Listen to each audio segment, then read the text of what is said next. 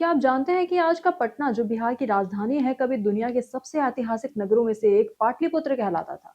ये कोई छोटा गांव नहीं था, बल्कि अपने समय का एक बड़ा और महत्वपूर्ण नगर था, जिसे सामरिक और व्यापारिक दृष्टि से बेहद महत्वपूर्ण माना जाता था। पाटलिपुत्र का नाम यहाँ पाए जाने वाले पाटली वृक्षों के कारण पड़ा। इन औषधीय वृक्षों की भरमार के कारण इस क्षेत्र को पहले पाटली ग्राम कहा गया और बाद में ये शहर बनते बनते पाटलिपुत्र बन गया।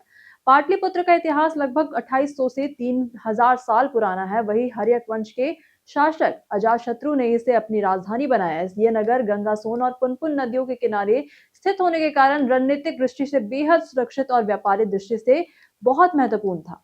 वहीं इस इलाके में अपना दुर्ग बनाना आसान था और नाव द्वारा माल की ढुलाई भी सुगम थी। पाटलिपुत्र सिर्फ प्रशासनिक केंद्र नहीं था, बल्कि एक कला, शिक्षा और संस्कृति का भी केंद्र रहा है। आपको बताएं कि मौर्य साम्राज्य के समय पाटलिपुत्र अपने स्वर्ण युग में पहुंचा, जहां चंद्रगुप्त मौर्य ने इसे अपनी राजधानी बनाया और सम्राट अशोक ने यहां पत्थर की भव्य इमारतें खड़ी कर दी। चीन के पाहियान और यूनानी इतिहासकार मेगास्थनीज ने इस नगर का विवरण लिखा और इसकी भव्यता का उल्लेख किया। विदेशी यात्री भी ज्ञान की खोज में और व्यापार के लिए यहाँ आते थे।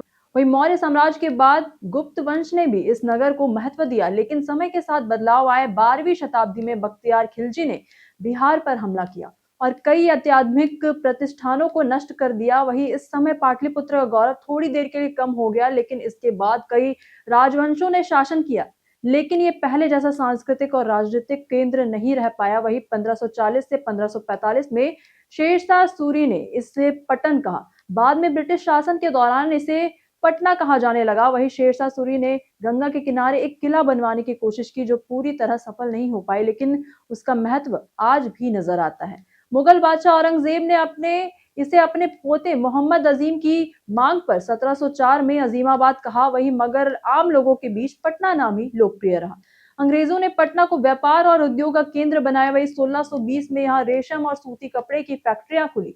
सॉल्ट पीटर का व्यापार भी यहाँ तेजी से बढ़ा और इसी के साथ साथ यही वजह है कि फ्रेंच और डच व्यापारी भी यहाँ पर पहुंचे और अंतर्राष्ट्रीय व्यापार केंद्र के रूप में यह शहर और ज्यादा प्रसिद्ध हुआ। 1912 में बंगाल विभाजन के बाद पटना बिहार की राजधानी बना। इसके बाद 1935 में बिहार और उड़ीसा अलग हुए और इसी के साथ साथ 2000 में झारखंड अलग हुआ, लेकिन पटना बिहार की राजधानी बना रहा। आज ये शहर शिक्षा, राजनीति, प्रशासन और संस्कृति का प्रमुख केंद्र है। वही इतिहास के जानकार अब भी पाटलिपुत्र के गौरव और महत्व को याद रखते हैं।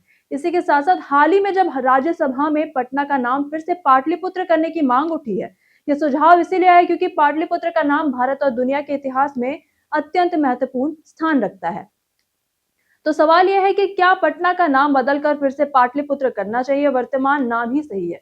ये चर्चा अब भी जारी है और इतिहास प्रेमियों के बीच इस पर बहस होती रहती है। आप क्या सोचते हैं? क्या इतिहास की पहचान लौटानी चाहिए या आधुनिक पहचान को कायम रखना चाहिए? अगर हम सरल भाषा में पूछे तो हमारा सवाल यही है कि क्या आप चाहते हैं कि पटना को फिर से पाटलिपुत्र कहा जाए या फिर पटना नाम ही सही है? अपनी राय हमें कमेंट सेक्शन में जरूर साझा करें। इसी के साथ साथ बिहार और पटना से जुड़ी तमाम खबरों के लिए देखते रहे प्योर पटना। धन्यवाद।